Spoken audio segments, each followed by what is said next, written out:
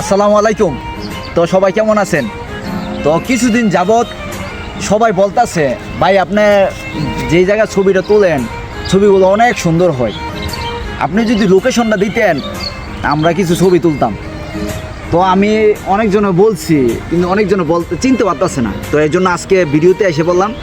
তো সবাই দেখেন কামে কি তো তো এখানে আপনার এটা লোকেশনটা হয়েছে আপনার উত্তরা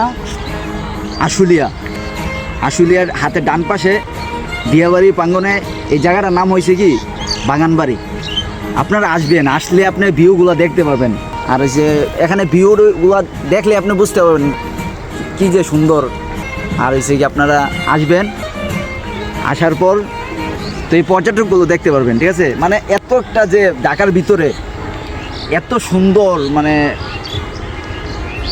স্থান আছে যা আপনারা না আসলে বুঝতে পারবেন না।